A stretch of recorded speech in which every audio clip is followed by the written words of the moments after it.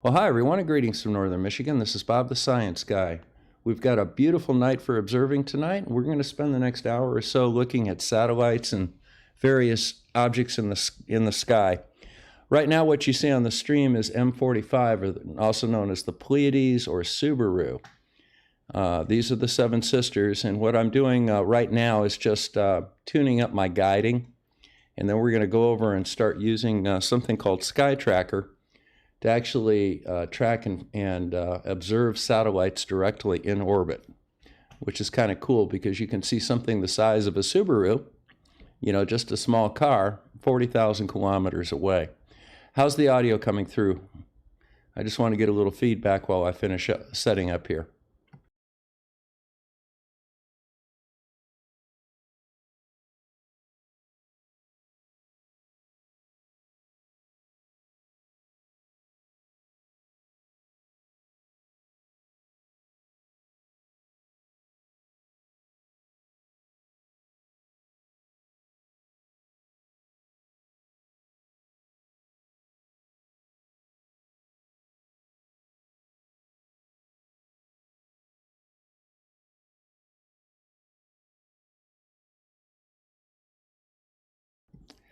Well, we have fellow astronomer Lokifish in the chat right now. Says my audio is coming through really good. It's great to see you. You're joining us, I believe, from Scandinavia, aren't you? Scandinavia or the Netherlands, as I recall. So we've got an international audience tonight. We have Judy from Finland, and we got a couple of people from the States. We've got a few people online right now. So, like I said, what we're looking at right now is M45, the Pleiades, Subaru, also known as Subaru or the Seven Sisters. This is a formation in the eastern sky right now, about halfway up the, from the horizon, or maybe about 30 degrees up. And we're just kind of checking out the guiding and seeing if everything's okay. So let's go on over here to guiding. And we're going to go ahead and check the backlash and everything. This is a really big scope on this mount. So there's always, plus it's got a very large cross section. So there's always concerns about wind and inertia and things like that, causing the scope to kind of have a little difficulty sometimes tracking. But as you can see, we're really getting a really good RMS, about 0.06 pixels, or about 1/3 of an arc second tracking. Now what we're doing is we're just doing a little fine tuning using a program called PHD2 guiding software. PHD stands for Push Here Dummy. So it really suits me well. You don't have to worry about any of these numbers down on the bottom, because once you set up guiding with your particular guide scope, you do something called Guiding Assistant, which is what we're doing right now. It watches it for a minimum of 2 minutes. We've looked at it for about 3 minutes now, and it's going to make some fine changes to some of these numbers down here to get really good guiding. It's measuring backlash, as you can see. Backlash is a problem that you run into with mounts. Mounts are driven by a gear and a worm drive. And the problem that you run into is the gear does not fit snugly from land to land in the worm drive. So what happens is it sits in the middle, and if you want to move the worm drive one way, there's a little bit, the gear starts to turn a little bit before it engages the worm drive, and when you try and go back the other way, there's also a little gap before the gear has come over enough to actually engage the worm drive in the other way. That's referred to as backlash. And what we're doing right now is we're measuring it. This is a very good mount, which is the most important part of any observatory. The particular mount that we're using right now is the Celestron CGX-L. It has a capacity of about 75 pounds worth of telescope and gear, and it is accurate to about 1 arc second in tracking. You can easily do 60-second exposures with this without any guiding at all. But with guiding, you can get 3 to 5 minute exposures all day long, or actually all night long. Now, last night as I was testing this telescope, which is a Celestron RASA 11, rich. That is a Roe Ackerman Schmidt astrograph is what RASA stands for.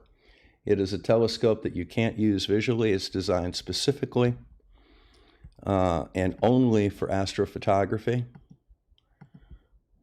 But there's no way to even put an eyepiece on it. But it's a very large diameter. It's an 11-inch telescope, and it has a focal length of 620 millimeters, which makes it a very fast f2.2. So 1 minute exposure on a RASA is similar to 15 to 20 minute exposure on the 10-inch Meade. So it's a very fast telescope, and it's very good for it's a very wide field telescope. And what it does is I use it primarily for working with asteroids and such. So without further ado, let's go ahead and bring up another program here. This is called Sky Tracker. This is made by a gentleman up in Canada. And the first thing that we have to do to have a look at satellites is we have to decide what kind of satellite we want. And tonight we're going to look at some geostationaries first.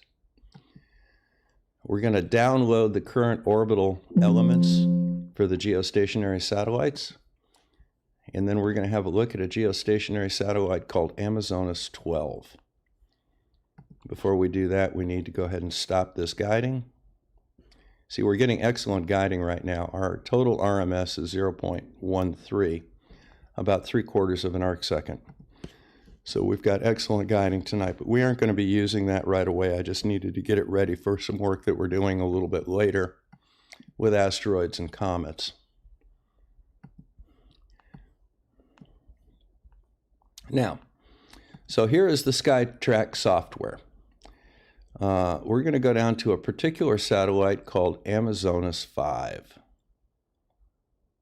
And there it is right there. So you see where Amazonas 5 is located on the star field, and here is where it is on the map itself. As you can see, Amazonas 5 is right on the equator over South America.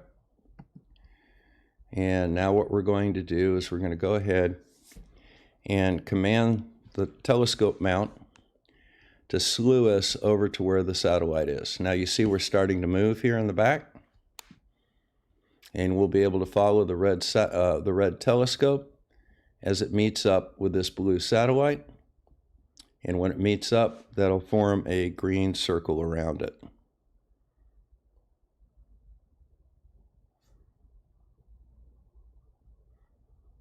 Well, it's not moving quite as fast as I would like it to. Let's just double check and make sure everything's working.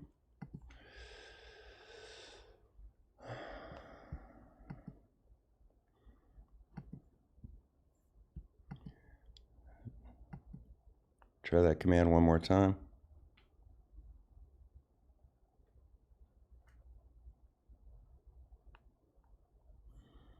Well. Let's go double check and see what's going on here.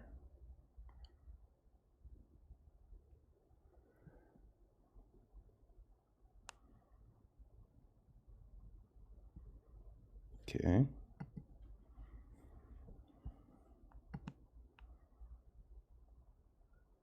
Yeah, there we go. Now we're ripping along. We're cooking with gas. Now, while that's moving, I'm going to go ahead and check the chat real quick, see what we have going on. Oh, we got quite a few people here. Hey, George, we have another, George Haynes is another astronomer out here, and he's talking about using belt gears. Now, in reality, this does have a belt on it, but even with belt gears, lots of times some of the controls to give power to those belts will be gear driven, so you always have a little bit of backlash with it. So what we're doing right now is we're coming on over here to where the mount thinks the satellites are. Now, we're going to stop tracking for just a moment. See how we've captured the satellite, we've intercepted the satellite, now there's a green dot around it. So what we're going to do is we're going to go back over here and turn on regular tracking again, get a nice star field, And we're going to use a very interesting feature of my software here, which is called SharpCap. So as soon as this star field settles down like it has there, we're going to go up to Tools, and we're going to hit Plate Solve and Resync. So what this is going to do is it's going to take an image of this star field. The telescope thinks it's looking at a particular spot. So it's going to take an image here, and it's going to compare the map on the star field to where the telescope is looking, and then get a true location for it. And then it's going to move it to where the telescope was told to be. And as you can see, here are the actual satellites. So what we're going to do is we're going to quickly go back over here. I'm going to start satellite tracking. And we're going to actually make some small changes here. We're going to go down to about half a second of exposure.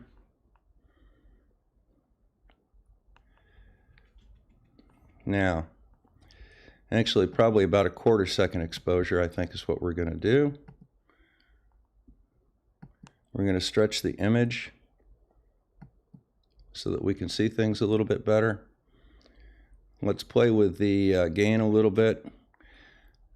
The particular camera that I'm using tonight is called a ZWO 533mm. It is a monochrome or a black and white camera. It's cooled, and it's a really good camera. At a gain of 100, it is it's at its most sensitive. That's called unity gain. So normally what you do with a camera is you go to unity gain +1 or 2, and that makes sure that you're well into the most sensitive range of the camera. But for something like this, we're going to go ahead and bring the gain up a little bit. About to 321, looks pretty good to me. We're going to let that settle. And here are our satellites. And the cool thing about it is you can see the stars going by. See how these stars are moving a little bit? And you can see the satellites right in the center. And they're kind of flying in formation. There's a group of 5 of them. So if we go over to Stellarium, what we'll do is we'll have a look at these satellites in Stellarium and then compare them to what we're actually seeing in real life. We'll let that boot up, and while we do that, I'll come over and check the chat real quick. Looks like we have no new comments. Can you guys see the screen and everything okay? Anybody having any problems seeing what we're looking at here? I'm going to sync the telescope to Stellarium. That'll just take a moment. And there we are. Now you can see the telescope there in the upper left corner. But that's where we are right there. So let's come right on in here. And we're actually going to do a search for Amazonas 5.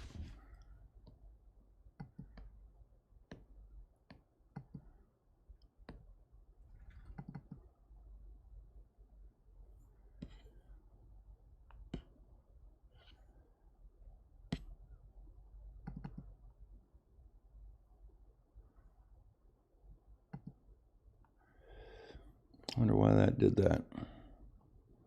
Let's try that again.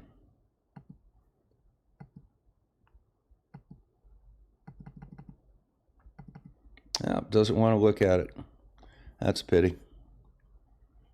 Be kind of neat to be able to compare it to what Stellarium has to say.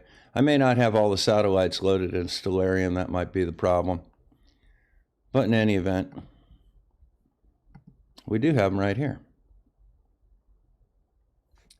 Now,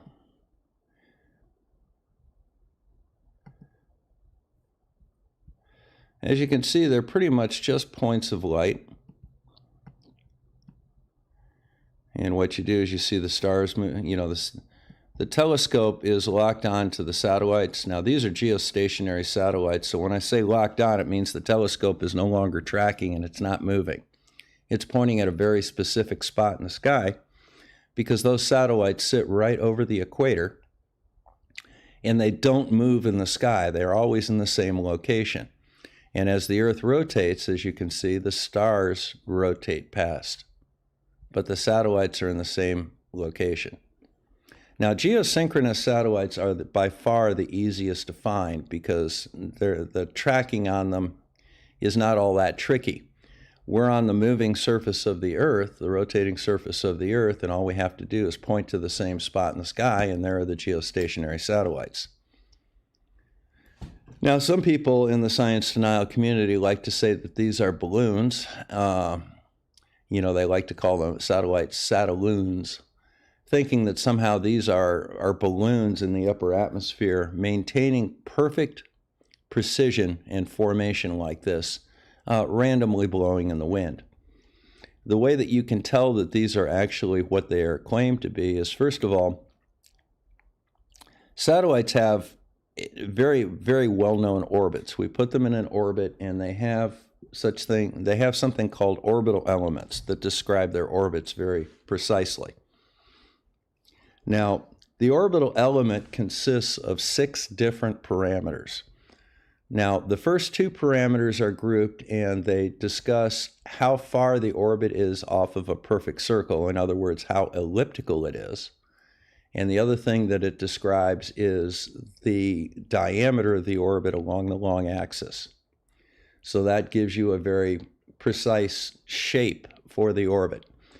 The next 2 orbital elements have to do with the tilt of that elliptical orbit in reference to some sort of a reference point, say the ecliptic for the Earth around the sun. And that has to do with how much is it tilted front or back, and how much roll is in it or pitch. How much is it twisted in that tilt. And the third group of orbital elements have to do with time, and that is when the orbit is closest to the orbiting body, called perigee, what time will that occur? And then the second thing is you have to be able to input a time and say that based on the speed of the orbit at any given location, as it goes around its little elliptical orbit, where will it be at a particular time? And that is, that's the third group of orbital elements. So basically all you have to do is put in a date and time, and it will give you something called an ephemeris. And with the ephemeris, what you do is you put in your location on the Earth and the time, and it will tell you exactly where to point the telescope. Now, as you can see, using the ephemeris of the Amazonas 5 geostationary satellite, I was able to point exactly to where it was, and as you can see, when I did that, it is literally right in the center of the field. That's probably Amazonas 5 right there. So one of the ways that you can test to see whether or not these are truly satellites in orbit is if you point your telescope exactly where NASA says the satellite is, and there's an object right there, chances are that's the satellite.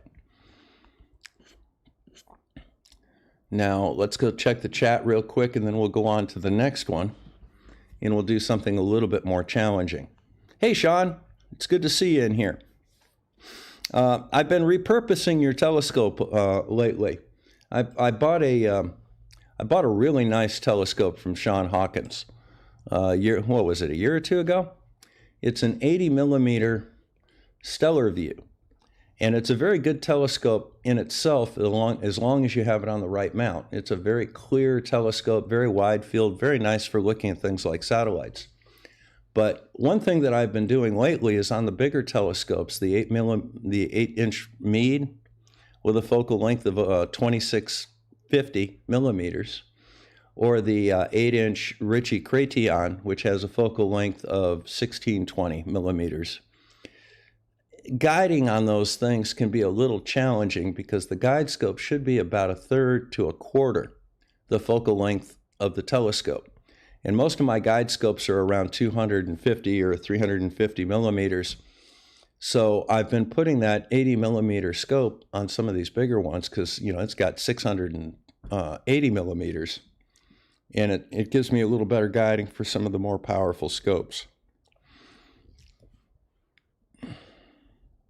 So if nobody's got anything they want to add to what I've been doing so far, let's go on over to the next one. Now, the next thing that we're going to do is look at something that's a little bit more challenging. These are geostationary satellites. They're very easy to spot.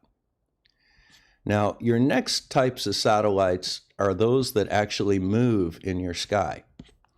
So we're going to go over here. TLE files are called two-line elements. And what they do is they are basically the orbital elements of satellites. So we're going to go over here to GPS satellites real quick. Come on.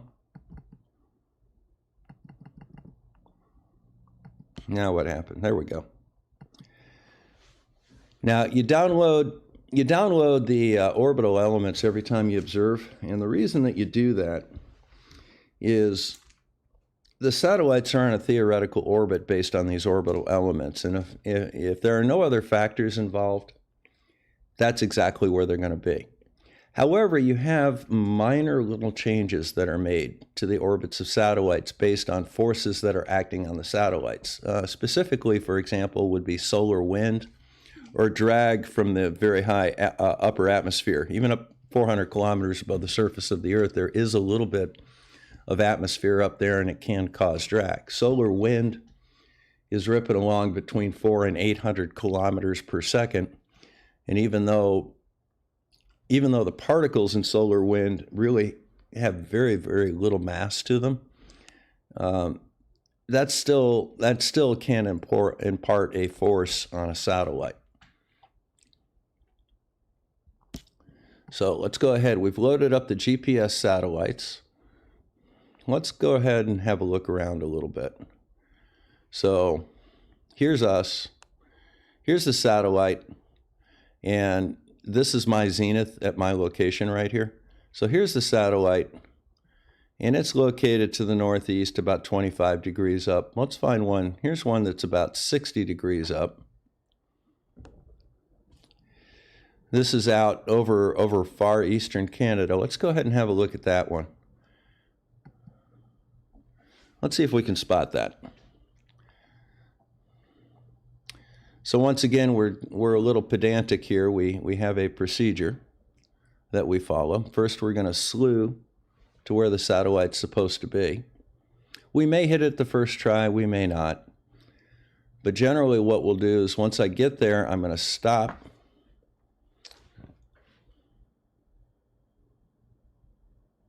I'm going to go ahead and stop tracking.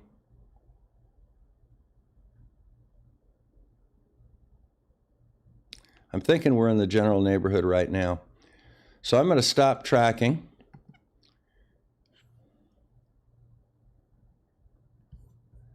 Make sure that we are tracking on ASCOM right here. That'll settle down the stars. Okay, now we're going to go back to Tools. We're going to do a plate solve and resync.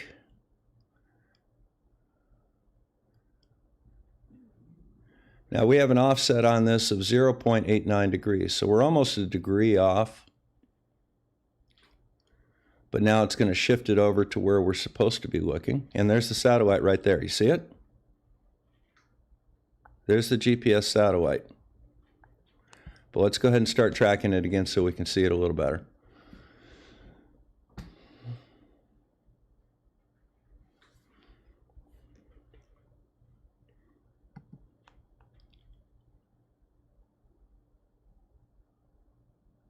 There it is, right there in the center. You see it? Let's go ahead and zoom that in a little bit. There's the satellite right there. Now this is a little bit more challenging because this satellite is not in the same position. it does orbit and it does move a little bit.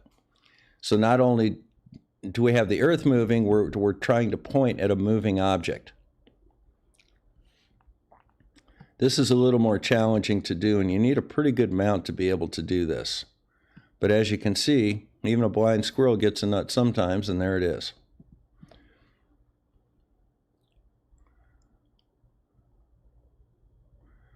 So that is a global positioning satellite. And if you want to see where it is, there's its location right there. Now it has an orbit, as you can see. Okay. Compare that to a GPS satellite, which was just basically a blue dot sitting right there. But here's the orbit of the satellite. And we're continuously tracking it right now. And there it is. Now looking back up here at SkyTrack, what we can see, that was launched in 2015. Here's its current location. As you can see, that's moving. Now, I've talked to the guy that developed this program, and the unfortunate thing about it is, oh, he did something about it. I'll be doggoned. It used to be you could never make this full screen, and guys with boomer eyes like me, you couldn't read these numbers very well. But now I guess he listened to my suggestion and he went ahead and made it so you can make it full screen. So here's the current location of that satellite in my sky. It's 2 hours, 38 minutes, and 20 seconds in right ascension, and it's 52 degrees, 37 minutes in declination. And as you can see, both of those are moving, which means it's moving in my sky. Its altitude is 20,110 kilometers, and it is 20,884 kilometers from me. That's called the slant direction. So if you look up here at the top, it's 20,000 kilometers above that spot. However, if you look at where the satellite is compared to my location over here in Michigan, that is a little bit further because it's a leg of a triangle.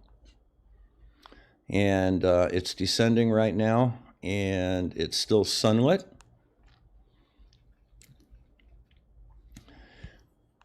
These things right here are used to kind of adjust a little bit if your mount has it slightly off the center.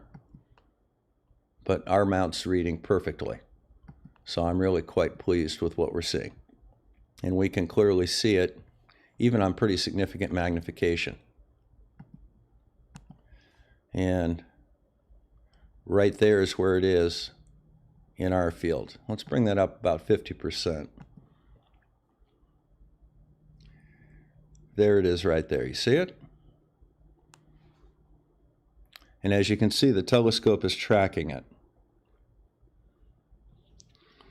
So let's go back over here to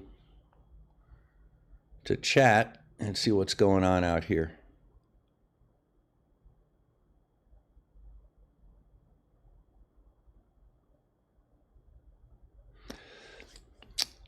All right, now Loki Fish is making a suggestion. If you look at binning when it comes to cameras, to Astro camera. Judy doesn't see a cursor. Okay, hang on. We can fix that. Bet you see that though. Now I'm going to go ahead and move this over a little bit. So if you look at about 10 o'clock, come on.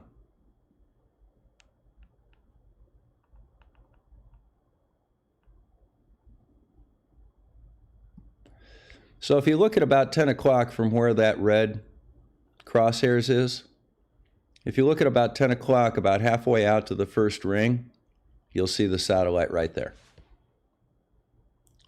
But getting back to what Loki Fish was talking about, I'm using something on this called binning. And right now I'm binning 1:1. This gives me about 1.25 arc seconds per pixel. If I increase this a little bit to binning of 2, Loki says the video should be a little bit smoother, so let's give that a try and see what happens. And he's not wrong. So that's not too bad. See there, Judy, about 10 o'clock? So it's a little smoother.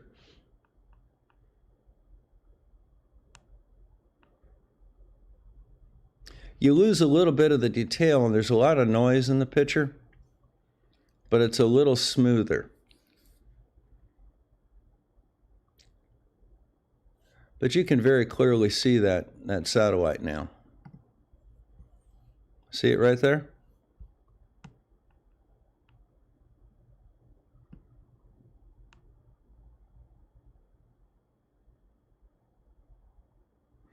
Now, there's also a thing in here called area of interest where you can just kind of knock it down to this and ignore the rest of the screen. That's another trick that we could use to kind of smooth this up a little bit, but I think this is good enough. I think everybody can clearly see the satellite right there.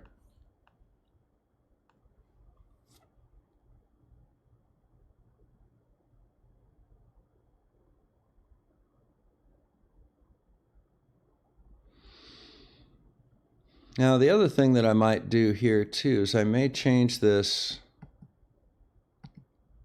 from a FITS file, which is more for photography, to what they call a SIR file, which is a little bit more on the line of video type, shorter exposure things. It seems to smooth it out a little bit. So you see the satellite is no longer up here. It's actually come down to this side crosshair.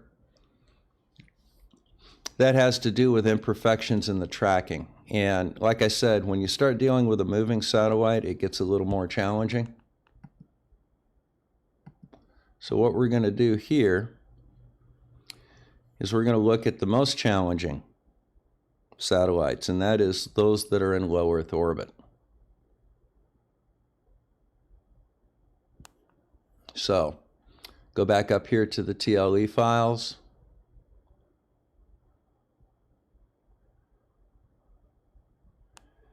Let's go to the 100 brightest satellites and see what we have. See if we can pick any of these guys up.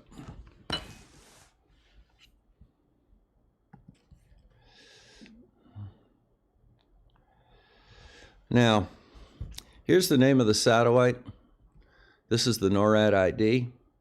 This is the direction from me and the elevation. So this is the azimuth and that's the altitude. This one right here looks like it's got some potential, but you notice it's a different color. That's because it's eclipsed. That's in the Earth's shadow.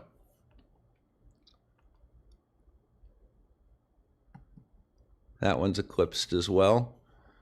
We need one that's maybe high in the western sky to get over the tree. I got to get over the trees a little bit. So it's got to be at least about 40 degrees high. And we may or may not be able to see a satellite because they may all be sitting in the Earth's shadow right now. They're very close. They're very close to the surface, and the shadow really affects them. So here's one that's out over Hudson Bay. And here's my location, and Hudson Bay is in nighttime as well. But you see, it's kind of moving across western Hudson Bay right now. All of these are very close to the horizon for me. They're too low for me to see due to the trees. You don't want to look at things that are below about 15 degrees anyhow because of the rather significant refraction of the atmosphere. I don't see anything right here that looks real promising.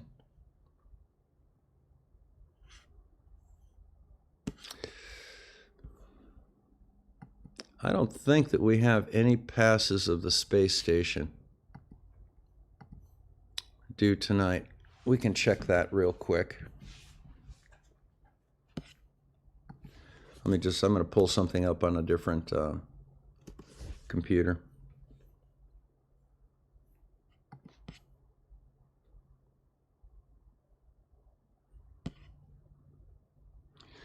Our next pass of the space station in my location is going to be about 6 a.m. and it's a very low pass. Its maximum altitude is only 23 degrees to my north. So we probably won't be able to see that tonight. That's unfortunate.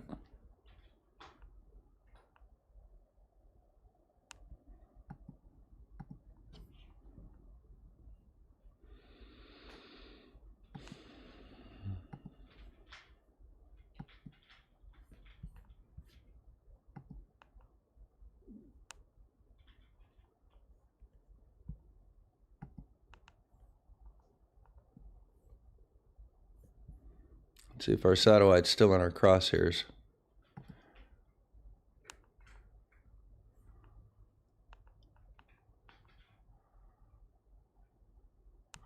I don't see it.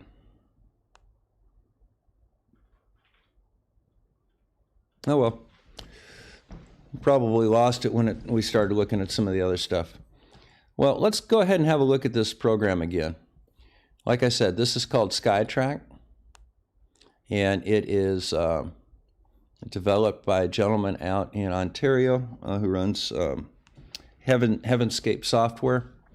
He donates all of the money that he gets from selling this particular program to his favorite charity. And this program, for the professional version or the full version of it, runs about $15 a year. So it's definitely well worth the cost of admission. And under astronomical objects, you can actually look at deep sky or comets or asteroids or even spacecraft using this. So the first thing that we're going to do is we're just going to have a look at a deep sky object real quick. Now, as you can see, we're moving a little bit. What the heck happened here?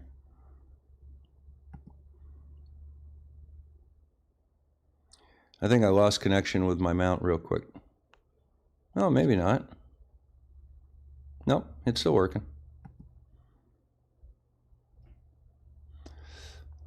All right. So let's make this full size. Boy, that looks like it might be a little something right there, huh? Let's go ahead and get rid of the crosshairs. And we're going to go ahead and sync it. But there's a little blurry thing right there. Oh, there's a big blurry thing right there. Look at that. That might have some possibility to it, eh? Let's go see what we've got. Okay, that's tracking. Well, there's something right in the center here. And there's another something right there. There's another something right there. We're doing 1/4 of a second image. So, if we wanted to, we could go ahead and start tracking right now and stabilize this star field and do a real long exposure. But this is the rasta, by God, or the rasa. So we're going to sit down and we're going to go to 102. This is our maximum gain. This is unity gain here. And we're going to do a quick 60-second exposure. This mount will handle a 60-second exposure all day long with no blurring. So I'm going to go ahead and have a look over at the chat. And we're going to see what we have here. We got 19 viewers so far. We got 7 people looking at it, which isn't bad for a little star party, as you call it. You know, we're just kind of a bunch of people kind of hanging out. Been doing it for about 40 minutes now. And we're just kind of enjoying our our time on the telescope. So we got about 20 seconds left on this exposure. Now remember, this is an 11-inch telescope. Now normally with an 11-inch telescope, you're looking at very fine parts of nebula. You can't really even see nebula, much less, you know, you can see very distant galaxies with it. very tiny objects. But what do you do when you deal with really, really big objects? Like this one. Now, let me just check something real quick. So we've got a little bit of motion blur there. So I'm going to go ahead and I'm going to start tracking. Give me just a moment, we'll get that done. So it's going to be guiding right now, and we're going to see if we can get rid of this little motion blur. There'll be a little bit in this one. That's unfortunate that I had a little streaking right there. We'll show you the difference, though, that guiding makes.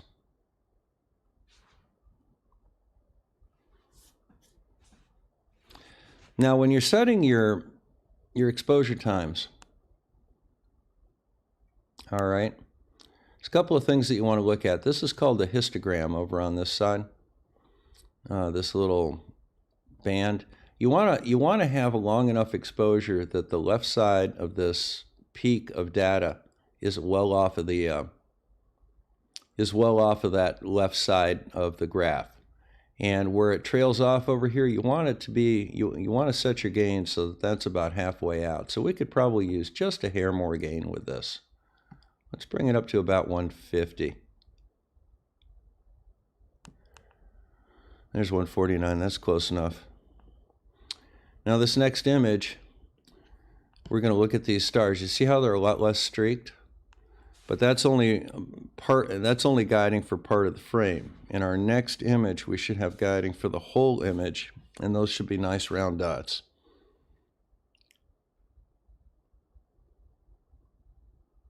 And it should be coming up now. Look at that, nice round dots. You see it? And you see how much brighter this is?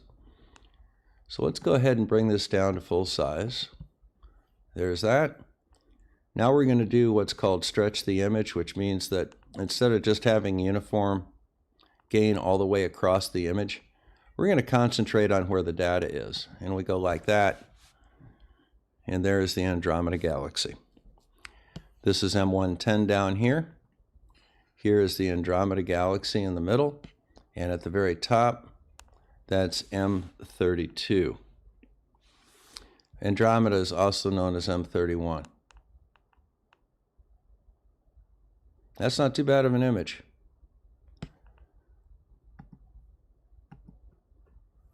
Getting some nice detail of the stars. But this is an 11-inch telescope, and we're capturing a very good part of the Andromeda Galaxy. Even these dust lanes that you can see. Here's the core of the galaxy. Now, if we want to get fancy with that, we can actually bring this up to 2 minutes. Bring the binning back down to 1. Bring it back over to a FITS file.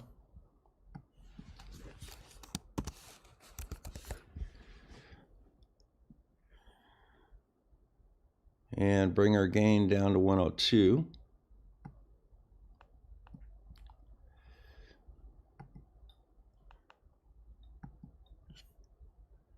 And we're going to do what's called live stacking. Now, a couple of notes on live stacking. First of all, when you start live stacking, always put it back. Don't stretch this image here on the right. You do your stretching down below.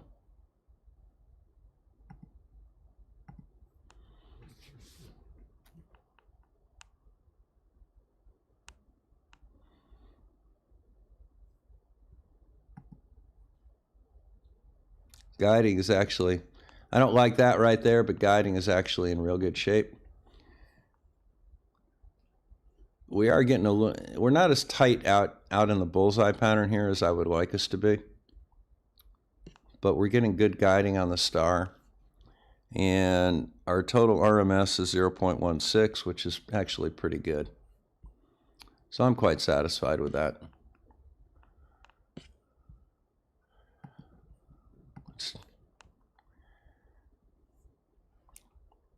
So we'll do a couple of quick images of the Andromeda Galaxy. This is going to be a slightly longer exposure, 2 minutes.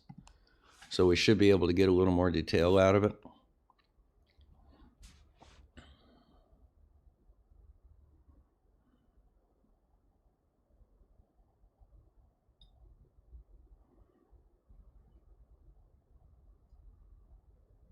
Focus looks pretty good on this. We've been playing with it for an hour or so, so I'll probably go ahead and refocus it. But now we do our stretch down here. The black line, which is the far left one over here, you want that just to the left of the peak. Now the midline, notice where the curve drops down steeply and then it shallows off a little bit. I like to intercept right about where that, I like to have this curve intercept that right about where it changes. And then finally, once I get that set, I just like to bring the whole image up. So down in the left lower corner we have M110, right in the middle is the Andromeda Galaxy, M31, and then up on top we have and top center there is going to be M32.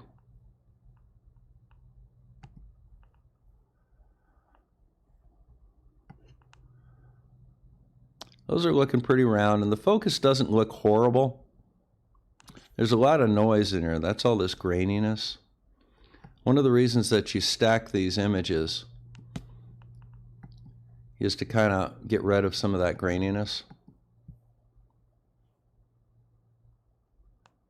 I don't really see a lot of problems with the elongation of the stars. When I first started using the RASA, the collimation on the RASA was off rather significantly when I bought it. And they're very, very difficult to collimate because they are extremely precise research level instruments.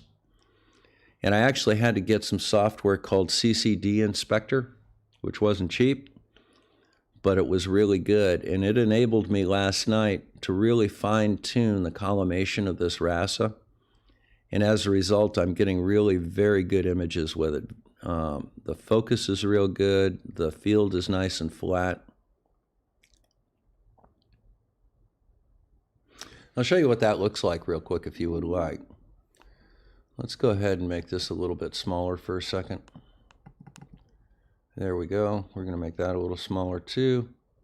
This is all the crap I've got running right now. Gotta love Alienware, you know. Got a lot of processing power behind it. But if you go right over here, we're going to go to something called CCD Inspector. I'm just going to go ahead and pull up some images that I did last night. I think these are some.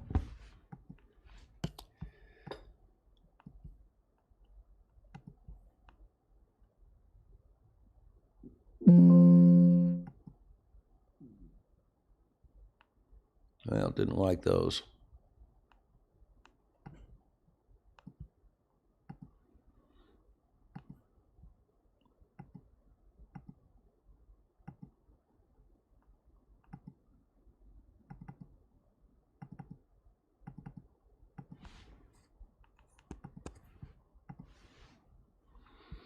Let's see if it likes these any better.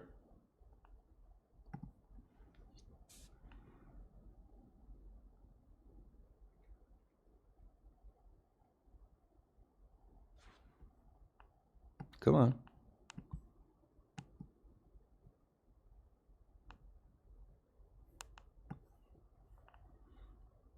That's weird.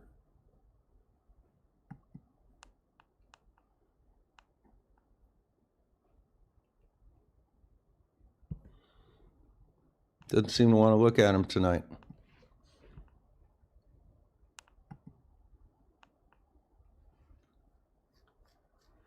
Yeah, that's what's going on. Those are pretty low gain images. But we're just letting the other one stack for a few minutes, so we got a couple of seconds to play with this.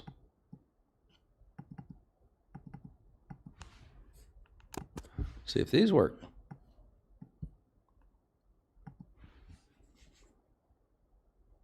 Yeah, those got some images.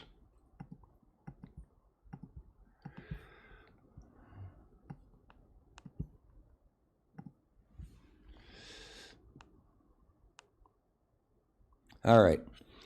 So this is the collimation of the raster right now. As you see, it's a little bad down here in the right lower corner, and that's one of the reasons I did additional collimations after I made some adjustments. But it's really not all that bad. Total tilt is only about 12%, and curvature on this, which has to do with back focus, is only about 23%. That's really not that bad. One of the things you'll notice right here is there's a single crosshair in the middle. That is the crosshair of the center of collimation versus the direction the camera is pointing. And as you see, they're actually both superimposed on each other, so we're doing pretty good with that.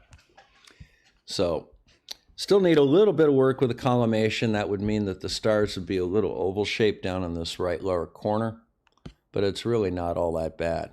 Another program that you can use to get a little bit of information on your camera sensor is this thing here. This is ASTAP, and you use this for your plate solving, but it's got another little function on it as well,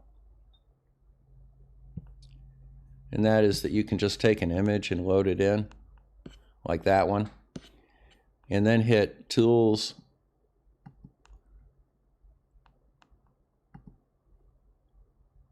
and an image inspection. And here is the tilt of my camera. That really is not bad. So as you see, all of the edges are running right around 6.7, and the center is about 6.7. So this edge right here would be a little bit high. That edge, that side is just a little bit low, and that was where we had our problem, remember, down in this corner where the 660 is. But really, that's not too bad, and that is one of the keys to good collimation, is make sure that your sensor on your camera is exactly perpendicular to your light train, you know, the path of your light. And another thing that you can do is you can look at the focus. That takes a moment, if it runs.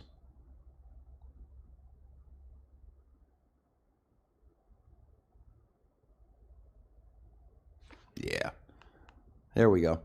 So here's the focus that I have, and this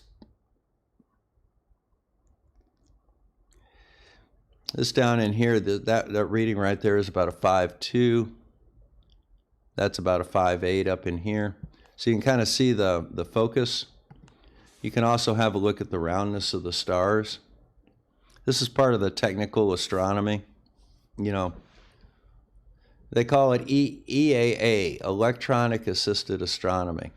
And this is some of the data that I can get from it. While that's running, let's go back and have a look at Andromeda. Yeah, it's starting to come out nice. That's 10 minutes worth, or that's, yeah, 10 minutes worth of images. And we're really seeing nice detail with the dust lanes. And if you increase your zoom a little bit, let's go about 175. Notice we're not getting quite as much noise out here in the darkness. It's starting to look a little more uniformly dark rather than grainy. Stars are still pretty round. They're getting a little bit oval, kind of in the north-south direction there, but not too bad. They're just slightly off round. You know, the focus could probably be a hair better, but that's not too bad.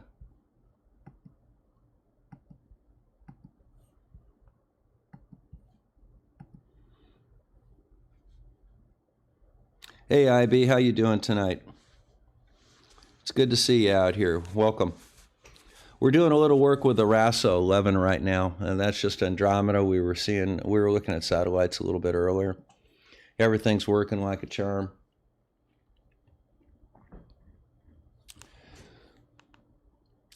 Well, I think we probably could do one more thing, and then go ahead and we're going to shut down the live stream. Maybe go over to Discord and look for some comets and asteroids real quick. Let me go ahead and show you how to focus this. So we'll go ahead and save this image. This is the one that we did tonight.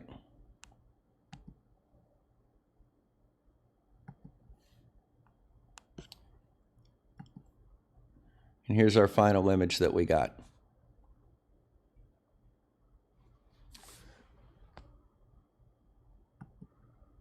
So let's go ahead, go on up here.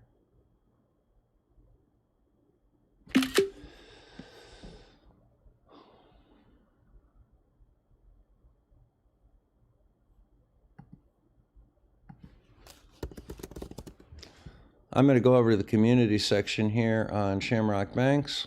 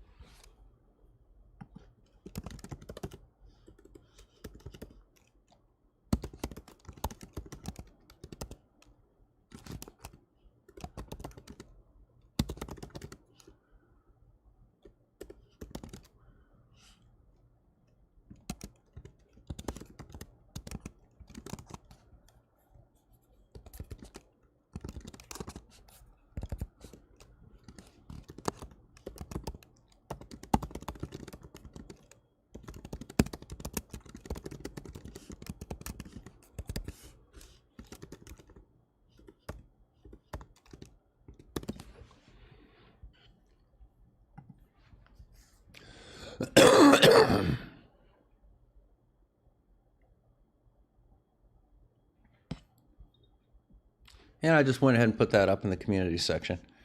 You know, that's really not too bad considering that's a pretty big telescope, an 11-inch telescope, so it pulls in a lot of light, but it's got a very, very wide field of focus as well. Now, the key to getting decent images is really good focus.